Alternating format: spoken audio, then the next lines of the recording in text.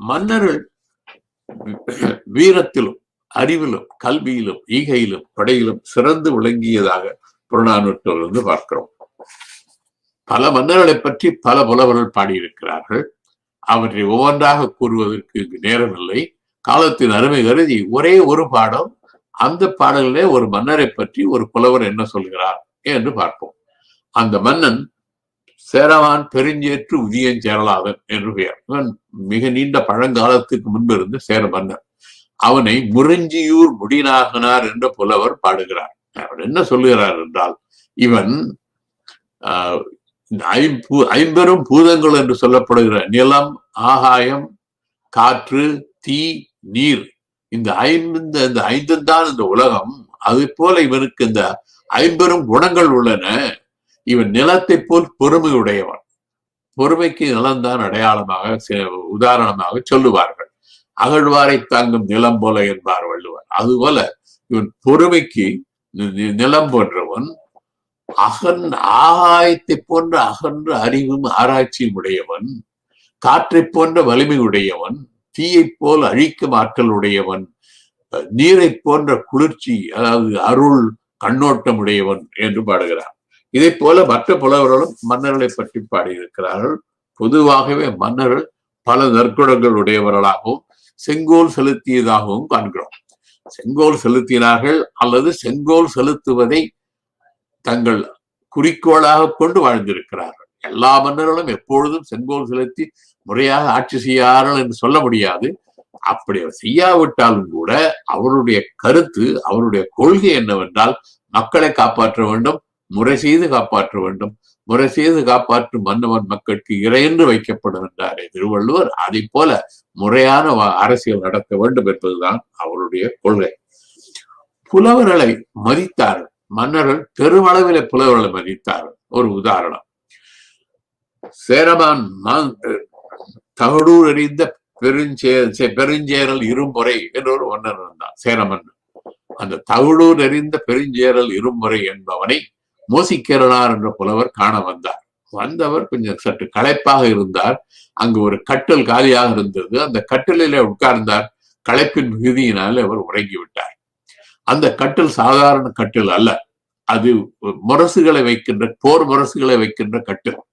ஏதோ காரணத்தினாலே அன்று அந்த போர் முரசுகள் அங்கிருந்து எடுத்து செல்லப்பட்டிருக்கின்றன. பழுது பார்ப்பதற்காக இருக்கலாம். அந்த கட்டில இவர் படுப்பது பெரிய தவறு. அது அரசனுடைய சட்டப்படி முரசு கட்டில யாராவது படுத்தால் அவர்கள் கழுத்து வெட்டப்படும். அதுதான் தண்டனை. ஆனால் அங்கு அரசன் சேரன் வந்தவுடன் அந்த புலவர் படுத்திருப்பதை பார்த்தான். அவன் வாளை எடுக்கவில்லை, விசிறியை எடுத்து அவர் கண் விழிக்கும் வரை அவருக்கு விசிறி கொண்டிருந்தான். அந்த அளவுக்கு புலவர்களை மன்னர்கள் மதித்தார்கள். புலவர்களால் பாடப்படுவதை மன்னர்கள் மிகவும் விரும்பினார்கள். மற்றொரு உதாரணம், பாண்டியன் தலையாலங்கானத்து செருவென்ற நெடுஞ்செழியன் என்ற மன்னன் சிறு வயதிலேயே ஆட்சிக்கு வந்தான். அவனுடைய தந்தை இறந்து விட்டார் என்று நினைக்கிறேன். சிறு வயதிலே ஆட்சிக்கு வந்தான். இவன் சிறுவனாக இருப்பதினாலே இவனிடத்திலே போர்த்திறம் இருக்காது, ஆட்சித்திறன் இருக்காது. அவனை எளிதில் வெல்லலாம் என்று சேரனும் சோழனும் 5 குறுநில மன்னர்களை துணையாக கொண்டு 7 பேர் வந்து இந்த பாண்டியன் தலையாலங்கானத்து செருவென்ற நெடுஞ்செழியனை எதிர்த்து போராடி பாண்டிய நாட்டை கைப்பற்றுவதற்காக வந்தார்கள். அந்த போரிலே தலையாலங்கானத்து செருவென்ற நெடுஞ்செழியன் சொல்கிறான், இந்த போரிலே நான் வெற்றி பெறாவிட்டால் மக்கள் என்னை கொடுங்கோலன் என்று தூற்றட்டும். மற்றும் என்னுடைய அவையிலே புலவர்கள் பலர் உள்ளார்கள். அந்த புலவர் குழுவிற்கு தலைவனாக இருப்பவன் மாங்குடி மருதன் தலைவராக உள்ள இந்த புலவர் குழுவில் உள்ளவர்கள் அனைவரும் என்னுடைய நாட்டை விட்டு வெளியேறட்டும் என்கிறார். அதாவது எப்படி போரிலே வெல்வது முக்கியமாக இருந்ததோ அதை போலவே புலவர்களால் மதிக்கப்படுவதும் புலவர்களால் போற்றப்படுவதும் மன்னர்களுக்கு மிகவும் உரிய, மன்னர்களுக்கு விரும்பிய செயலாக இருந்தது. புலவர்கள் மன்னர்களை தவறு செய்தால் தட்டி கேட்கும் உரிமையுடையவர்களாகவும் இருந்தார்கள். ஒரு காலத்துல சோழ நாட்டை 2ஆக பிரித்து நலங்கிள்ளி என்பவனும் நெடுங்கிள்ளி என்பவனும் ஆட்சி புரிந்தார்கள். இந்த நலங்கிள்ளியும் நெடுங்கிள்ளியும் பங்காளிகள். இந்த நலங்கிள்ளி என்பவன் நெடுங்கிள்ளியினுடைய அரண்மனையை முற்றுகையிட்டான். அப்பொழுது நெடுங்கிள்ளி போருக்கு போகாமல் அரண்மனைக்குள்ளேவே இருந்தான். அங்கு வந்த புலவர் கோவூர் கிழார் என்பவர் நெடுங்கிள்ளியிடம் வந்து, நீ அறவழியிலே நடக்க வேண்டுமானால், நடக்க விரும்பினால் உன்னுடைய நாட்டை அவனுக்கு கொடு, நலங்கிள்ளிக்கு கொடு. இல்லை, நீ வீரனாக இருக்க விரும்பினால் போருக்கு போ. இந்த அறமும் இல்லாமல் மரபும் இல்லாமல் அரண்மனைக்குள்ளே ஒளிந்து கொண்டிருக்கிறாயே, இது வெட்கக்கேடான செயல் என்று அவனுடைய நேரடியாக சொல்லுகிறார். இதைத்தான் வள்ளுவர் செவிகைப்ப சொற்பொருக்கும் தன்மை என்பார். காது கசக்கும்படியான உண்மைகளை சொன்னாலும் கூட அதை பொறுத்துக் கொள்வது. அப்படிப்பட்டவராக மன்னர் இருந்தார்கள். காரணம், மன்னர்கள் புலவரை அந்த அளவுக்கு மதித்தார்கள். சரி, சங்க காலத்திலே கல்வி எப்படி இருந்தது? கல்வியினுடைய சிறப்பை பற்றி ஒரு மன்னன் பாடுகிறான். பாண்டியன் ஆரியே படகடந்த நெடுஞ்செழியன் என்ற மன்னன் ஒரு பாடல், அது உற்றுவி உதவியும் உருபொருள் கொடுத்தும் பிற்றநிலை முனியாது கற்றல் நன்றே என்று தொடங்குகிறது. அதாவது, ஒரு ஆசிரியருக்கு என்ன பொருள் கொடுக்க வேண்டுமோ அதை கொடுத்து, அவருக்கு என்ன உதவிகளெல்லாம் செய்ய வேண்டுமோ அவற்றை செய்து கல்வி கற்றல் நல்லது என்கிறார்.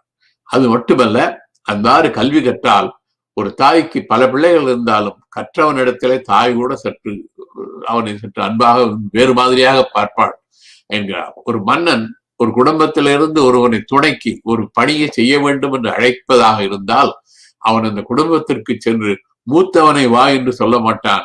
யார் அறிவுடையவனோ அவனைத்தான் அழைப்பான். அந்த பாண்டியன் ஆரிய படை கடந்த நெடுஞ்செழியனுடைய காலகட்டத்திலே ஆரியர்களுடைய வருணாசிர தர்மம் ஓரளவுக்கு வழக்கத்திலே இல்லாவிட்டாலும் கூட அது பெரிய சிந்தனை இருந்தது.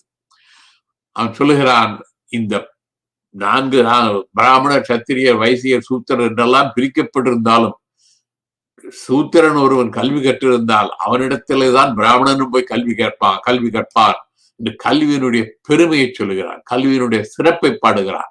கேடில் விழிச்செல்வம் கல்வி ஒருவருக்கு மாடல்ல மற்றையவை என்பார் வள்ளுவர். அதுதான் இந்த பாடலில் அவனுடைய கருத்து. கல்வி என்பது மிகச் சிறந்தது, அனைவரும் கல்வி கற்க வேண்டும் என்று அவனுடைய பாடல் கூறுகிறது.